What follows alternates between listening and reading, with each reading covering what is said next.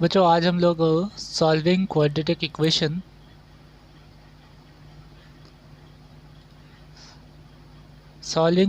Equation by factorisation सीखेंगे। बच्चों यहाँ पे ये जो टॉपिक है इसके अंदर हमने पहले से ही जाना हुआ है कि स्टैंडर्ड फॉर्म क्या होता है। स्टैंडर्ड फॉर्म यानी कि A X square plus B X plus C equals to zero होता है, ये तो हम पहले से ही जानते हैं बच्चों। लेकिन यहाँ पे सपोज़ कर लीजिए 2x² minus 7x equals to 39, यहाँ पे हमारे पास ये इक्वेशन दिया है। यदि इस इक्वेशन को हमें सॉल्व करना है तो सॉल्व करने के लिए हमें क्या करना पड़ेगा, सबसे पहले इसको स्टैंडर्ड फॉर्म के अंदर ट्रांसफॉर्म करना होगा, कन्वर्ट करना होगा। तो स्टैंडर्ड फॉर्म में जब ये जाएगा तो एक्चुअली में क्या होगा, बेसिक सा काम होगा, वो होगा हमारा यहाँ पे जो 39 लिखा हुआ है राइट साइड में वो आ जाएगा लेफ्ट साइड में, मतलब 2x² minus 7x minus 39 equals to 0 हो जाएगा। ये हमारा स्टैंडर्ड फॉर्म में अब कन्वर्ट हो चुका है इक्वेशन। बच्चों अब हम इसे सॉल्व करेंगे। नाउ अब हम इसे सॉल्व करेंगे तो हम इसके ऊपर अप्लाई करेंगे अपना जो मेथड है हमारे पास जीरो प्रोडक्ट रूल, उसको हम अप्लाई करेंगे। अब बच्चों यहाँ पे जीरो प्रोडक्ट रूल है क्या चीज़, बच्चों ये हमने पहले से ही पढ़ा हुआ है। जीरो प्रोडक्ट रूल फैक्टराइजेशन के नाम से जब हम लोग फैक्टर निकालते हैं किसी भी एक्सप्रेशन का तो वो यहाँ पे क्लास 10 के अंदर इस रूल में कहलाता है जीरो प्रोडक्ट रूल। चलिए आखिर इसको अप्लाई करके देखते हैं कि कैसे एक्चुअली ये अप्लाई करके काम करता है।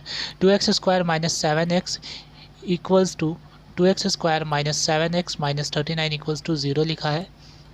अब बच्चों यहाँ पे जो हमारे पास -7x है उसको हम लोग चेंज कर लेंगे एक ऐसे फॉर्म में। -7x जो है हमारे पास बच्चों इसको हम लोग चेंज कर लेंगे -13x प्लस 6x के अंदर। तो हम यहाँ पे इक्वेशन में लिख लेंगे सेकेंड लाइन में 2x² minus 13x plus 6x minus 39 equal to 0। Third line के अंदर हम क्या करेंगे, यहाँ पे 2x² और माइनस 13x में से कॉमन फैक्टर निकालेंगे जो कि होगा x। x को कॉमन निकाल लेंगे तो बचेगा यहाँ पे 2x माइनस 13 ब्रैकेट के अंदर लिख लेंगे, प्लस लगाएंगे। अब यहाँ पे 2x माइनस 13 जो है ये हमारे पास कॉमन होगा तो इसे हम क्या कर लेंगे, दूसरे साइड भी लिख लेंगे। और अब हम इसमें कुछ ऐसे नंबर से मल्टीप्लाई करेंगे जिससे कि हमें 6x माइनस 39 मिल जाए।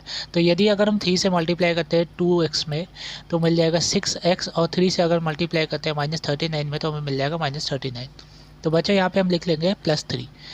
तो इस तरीके से यहाँ पे ये एक्सप्रेशन के अंदर जो हमारे पास कॉमन नंबर था जिसे हमने 2x माइनस 13 लिया था उसे सबसे पहले लिख लेंगे। फैक्टराइज करने का तरीका यही है, तो 2x माइनस 13 लिख लेंगे यहाँ पे। और इसके बाद जो हमारे पास लेफ्टेड जो हमारे पास एक्सप्रेशन बचे हुए हैं उनके टर्म्स को एक साथ जोड़ लेंगे तो वो हमें एक एक्सप्रेशन दे देगा x प्लस 3 इक्वल्स टू 0। तो यहाँ पे हमारे पास अब 2x माइनस 13 जो लिखा हुआ है इसको हम लोग इक्वल कर लेंगे 0 के, तो यहाँ पे x की वैल्यू आ जाएगी 13/2। अब यहाँ पे 13/2 हमारे पास x की वैल्यू आ गई। इसी तरीके से बच्चों जो हमें रूट्स निकालना है, क्योंकि यहाँ पे हम लोग जीरो प्रोडक्ट रूल निकाल लें तो जीरो प्रोडक्ट रूल के अंदर भी इक्वेशन के रूट्स निकलते हैं। तो यहाँ पे x एक हमारे पास निकल आ चुका है, लेकिन दूसरा x भी निकालना ज़रूरी है। तो x इक्वल्स टू यहाँ पे हमारे पास 3 हो जाएगा, लेकिन यहाँ पे x प्लस 3 इक्वल्स टू 0 लिखा हुआ है तो हम लिख लेंगे यहाँ पे x इज इक्वल्स टू -3। तो बच्चों यहाँ पे x की वैल्यू आ गई हमारे पास -3। तो ये जो दो हमारे पास आंसर है ये बेसिकली रूट्स हैं हमारे पास। तो x इज इक्वल्स टू 13/2 और x इज इक्वल्स टू -3, ये हमारा आंसर है रूट्स ऑफ द इक्वेशन। यहाँ पे जीरो प्रोडक्ट रूल अप्लाई हो गया। अगर आपको ये क्वेश्चन अभी भी नहीं समझ में आया तो यहाँ पे हम एक एग्जांपल ले रहे हैं 7x² minus 9x plus 2 equals to 0। बच्चों ये क्वेश्चन जो है आपका ये आपने क्लास 9th में भी पढ़ा हुआ है और ये आपने प्रोडक्ट रूल के नाम से पढ़ा था और फैक्टराइजेशन के अंदर भी पढ़ा है और अलजेब्रा में भी पढ़ा हुआ है, और कुछ बच्चों ने इसे स्प्लिटिंग मिडिल थ्योरम के नाम से भी पढ़ा होगा। तो यहाँ पे हमने बहुत सारी चीज़ें पीछे क्लास 9th में पढ़ी हुई है, लेकिन हम यहाँ पे उन सभी चीज़ों को मर्ज करके जीरो प्रोडक्ट रूल निकालेंगे। तो चलिए जीरो प्रोडक्ट रूल को समझते हैं एक बार और अगर जिन बच्चों को समझ में नहीं आ रहा है कि ये फैक्टराइजेशन कैसे काम करता है तो इस एक्सप्रेशन को देखिए और कम्प्लीटली आपको ये समझ में आ जाएगा कि किस तरीके से क्वाड्रेटिक इक्वेशन को हम सॉल्व करते हैं यदि हमारे पास फैक्टराइजेशन करने को बोला जाए। ठीक है, तो यहाँ पे हम लोग बाय जीरो प्रोडक्ट रूल का यूज़ करेंगे। ठीक है। Zero product rule basically factorization ही है, कुछ नया नहीं है इसमें, ठीक है। तो चलिए निकालते हैं यहाँ पे। तो हमारे पास यहाँ पे लिखा हुआ है 7x² minus 9x plus 2 equals to 0।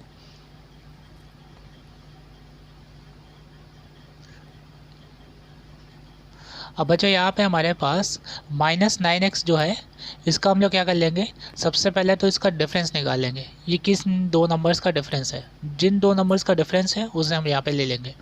तो यहाँ पे मान लीजिए 7x² minus 2x minus 7x equals to, यहाँ पे हमारे पास, अब यहाँ पे हमने ले लिया है -9x को निकालने के लिए -2x minus 7x plus 2 equals to 0, ठीक है। सेकेंड स्टेप में आपको यहाँ पे क्या करना है, सेकेंड स्टेप में यहाँ पे हमारे जो पहले दो टर्म है 7x² और -2x, इसके अंदर से जो हमारा कॉमन x वेरिएबल उसको निकाल लेना और जो बचे हुए फैक्टर उनको लिख लेना है। यहाँ पे 7x माइनस 2 लिखा जाएगा। थर्ड स्टेप के अंदर कुछ नया करना नहीं है। यहाँ पे हमारे पास जो 7x माइनस 2 है उसे ही हमें यहाँ पे राइट साइड में भी लिख लेना है। तो यहाँ पे हम लोग निकाल लेंगे factor out of 7x plus 2। तो यहाँ पे फैक्टर निकालेंगे इसका, तो हम लिख लेंगे यहाँ पे 7x माइनस 2, और इसमें अगर हम -1 से मल्टीप्लाई करें तो हमें -7x प्लस 2 मिल जाएगा। तो अब यहाँ पे जो हमारा कॉमन नंबर था, दोनों तरफ जो कॉमन हो रहा है 7x माइनस 2, उस फैक्टर को निकाल लेंगे और जो बचे हुए टर्म्स हैं उनको आपस में एक ब्रैकेट के अंदर कर लेंगे, x माइनस 1 इक्वल्स टू 0। तो ये हमारे पास क्या हो गया, पाँचवा स्टेप कंप्लीट हो गया। अब छठे स्टेप के अंदर आपको पता है x की वैल्यू निकाल लेनी, तो 7x माइनस 2 इक्वल्स टू 0, और यहाँ पे x की वैल्यू हो गई 2/7, और x माइनस 1 इक्वल्स टू 0 हो गए, यहाँ पे x की वैल्यू हो गई 1। तो यहाँ पे आप इसको चाहो तो इस तरीके से दिखा सकते हो कि x क्या है, x1 हमारे पास दिया हुआ है 2/7 और x2 दिया है हमारे पास 1। तो आप ये भी आंसर में लिख सकते हो, चाहो तो आप यहाँ पे सिर्फ x के जो हमारे फॉलोइंग रूट्स हैं उनको भी दिखा सकते हो, ठीक है। तो ये एक डिटेल्ड एक्सप्लेनेशन था कि एक्चुअली में एक quadratic equation zero product rule से किस तरीके से सॉल्व होता है, और ये बेसिकली एक फैक्टराइजेशन का भी डिटेल मेथड था, ठीक है। आई होप कि ये क्वेश्चन समझ में आया होगा। अब यहाँ पे एक हमारे पास दूसरा क्वेश्चन है, x² plus 2 into √3 into x minus 9 equals to 0। ये एक्सरसाइज 5B से क्वेश्चन है बच्चों। यहाँ पे हम लोग 5B के क्वेश्चंस लगा रहे हैं, ध्यान रखिएगा। तो यहाँ पे हमें बोल रहा है विदाउट सॉल्विंग बोल दिया, यानी कि डिस्क्रिमिनेंट फाइंड करना है, और बोल रहा है comment upon the nature of the roots, मतलब यहाँ पे बताए भी कि वो नेचर ऑफ रूट्स के स्टेटमेंट क्या है। तो चलिए इनको फाइंड करते हैं फटाफट। तो d is equals to b² minus 4ac होता है फॉर्मूला। ABC हमने यहाँ पे फाइंड कर लिया है। ABC क्या है हमारे पास, यहाँ पे ABC यहाँ पे हमारे पास दिया हुआ है, A दिया है 1, B दिया है हमारे पास 2 इंटू √3 और C दिया है हमारे पास -9। इनको हम पुट कर देंगे तो यहाँ पे वैल्यू हमारे पास आ जाएगी कुछ। तो देखिए यहाँ पे वैल्यू क्या आती है हमारे पास, 12 + 36 इक्वल्स टू D की वैल्यू आ गई हमारे पास 48। तो D की वैल्यू आ गई हमारे पास 48, देयरफॉर D इज़ 48। अब यहाँ पे सिंस ये जो 48 है ये एक परफेक्ट स्क्वायर नहीं है, क्या ये एक परफेक्ट स्क्वायर है, नहीं है, परफेक्ट स्क्वायर नहीं है, तो हम यहाँ लिखेंगे since 48 is not perfect square. और आगे यहाँ पे लिखेंगे एक लाइन और, क्योंकि यहाँ पे 48 नहीं है तो ये क्या है हमारे पास, रूट क्या है, एक रैशनल नंबर है, तो यहाँ पे रूट्स आर इरेशनल लिख देंगे। अगले स्टेप में यहाँ पे d इज़ ग्रेटर देन 0। अब यहाँ पे हमने ये चीज़ें तो पढ़ी हुई है कि जब d क्या हो जाए, ग्रेटर देन 0 हो जाए, तो यहाँ पे इक्वेशन के अंदर स्टेटमेंट लिखा जाएगा, the equation has 2 real and unequal roots. तो ये हमारे पास क्वेश्चन का नेचर भी लिख दिया हमने यहाँ पे। तो आई होप कि ये क्वेश्चन समझ में आ रहा होगा आपको कि यहाँ पे स्टेटमेंट्स लिखने हैं रिजल्ट के अकॉर्डिंग। अब यहाँ पे सेकंड क्वेश्चन देखिए, यहाँ पे विदाउट सॉल्विंग एंड कमेंट, अब वही सेम चीज़ है यहाँ पे। तो यहाँ पे हमारे पास इस क्वेश्चन के अंदर कुछ नया काम नहीं था, x² minus ax minus b² equals to 0 लिखा हुआ है, और इसमें हमें पहचानना है कि क्या क्या हमारे पास a है, b है और c है। बच्चा यहाँ पे a हमारे पास 1 है, b हमारे पास -a दिया हुआ है और c हमारे पास दिया है -b², ठीक है। ये हमारे पास a b c दिए हुए हैं इस डिस्क्रिमिनेंट फॉर्मूले के अंदर, ठीक है। तो d is equals to b² minus 4ac ये हमारा फॉर्मूला होता है। a क्या हो गया हमारे पास, 1 हो गया।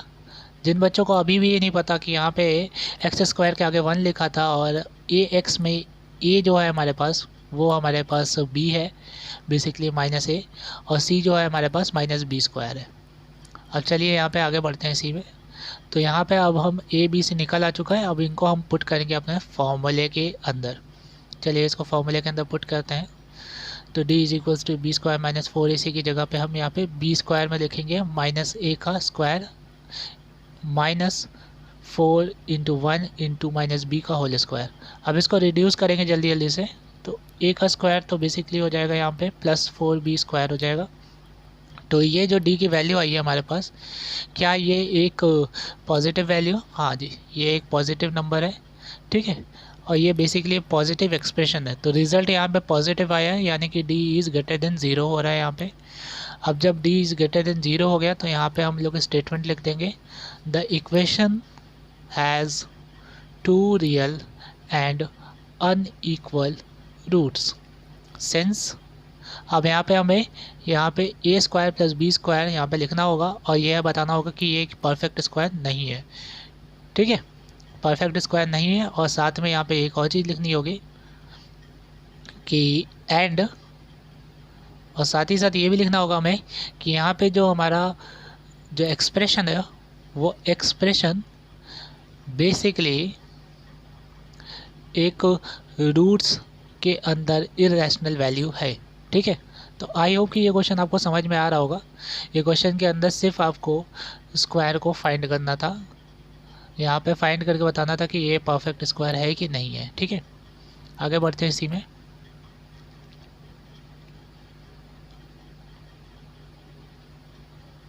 अगला क्वेश्चन यहाँ पे जो है वो हमारे पास है find the value of p।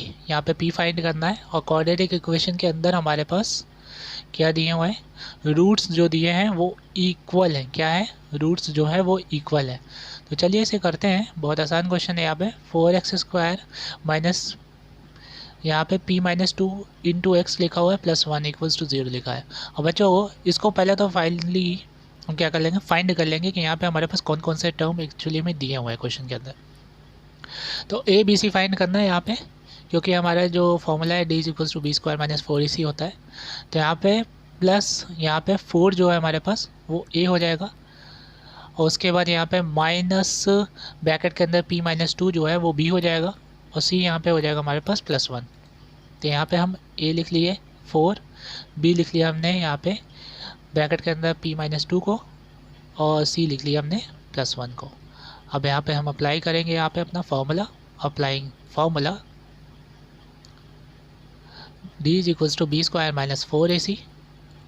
अब यहाँ पे अगले स्टेप में हम यहाँ पे b की वैल्यू लिख देंगे। तो यहाँ पे बी स्क्वायर जो है हमारे पास वो क्या है, माइनस ब्रैकेट के अंदर p माइनस 2 का होल स्क्वायर माइनस 4 इंटू ए क्या है हमारे पास 4 दिया हुआ है, 4 लिख लेंगे, इंटू c कर लेंगे, दैट इज़ 1 इक्वल्स टू 0। अब यहाँ पे हमारे पास जो ब्रैकेट में लिखा हुआ था p माइनस 2 का होल स्क्वायर हो जाएगा, और यहाँ पे हम नंबर्स को मल्टीप्लाई कर लेंगे, that is minus 16 equals to 0। अब यहाँ पे हमारे पास p माइनस 2 का होल स्क्वायर लिखा हुआ है, ये हम एज इट इज़ रहने देंगे, क्योंकि यहाँ पे जो हमारा एक्सप्रेशन है वो थोड़ा सा डिफरेंट हो जाएगा। इस जगह पे हमें p माइनस 2 का होल स्क्वायर माइनस, अब यहाँ पे जो 16 लिखा है इसको भी देखो आप, किसी का स्क्वायर है, यस ये 4 का स्क्वायर है, तो हम 4 का स्क्वायर कर लेंगे। अगले स्टेप में यहाँ पे हम लोग, अभी यहाँ पे हुआ क्या एक्चुअली में, अभी यहाँ पे एक्चुअली में हमने p माइनस 2 का whole square minus 16 equals to 0 को हमने कन्वर्ट कर दिया a square minus B square के फॉर्मूले के अंदर। तो यहाँ पे हमने चेंज किया a square minus B square के फॉर्मूले में। अब हम इसी चीज़ को आगे बढ़ेंगे लेकर। तो यहाँ पे जब हमने a square minus B square में कन्वर्ट कर दिया तो अब क्या होगा आगे। अब यहाँ पे p माइनस 2 का होल स्क्वायर माइनस 4 का होल स्क्वायर लिखा हुआ है, इसको हम फटाफट से अब क्या कर लेंगे, एक्सप्रेशन में वैल्यूज़ को पुट करेंगे, जो कि हमारे पास इवैल्यूट होकर फॉर्मूला क्या आता था, a plus B A minus B आता था। तो अब हम अप्लाई कर देंगे इस वैल्यू को, ठीक है, यानी कि a plus B A minus B को अप्लाई कर देंगे। तो यहाँ पे हो जाएगा हमारे पास p माइनस 2 प्लस 4 और p माइनस 2 माइनस 4। तो ये हमारे पास आ गए दो एक्सप्रेशन, a प्लस बी और a माइनस बी, ठीक है। आई होप कि ये आपको समझ में आ रहा होगा ये स्टेप में मैंने क्या किया है।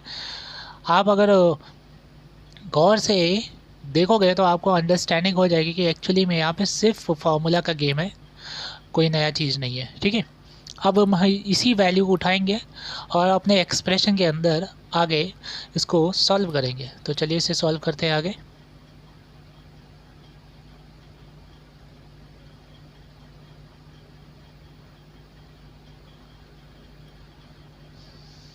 तो p minus two plus four equals to, अब यहाँ पे हमारे पास ये एक्सप्रेशन आ गया। अब इसमें हमने क्या किया, यहाँ पे अंदर जो हमारे पास एक्सप्रेशन था p minus two plus four, इसको मैंने सॉल्व कर दिया तो माइनस प्लस क्या हुआ, माइनस हुआ, तो यहाँ पे प्लस टू आ गया, p प्लस टू हो गया।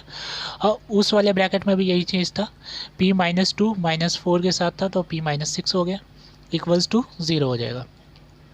तो यहाँ भी मैंने इक्वल टू ज़ीरो कर दिया।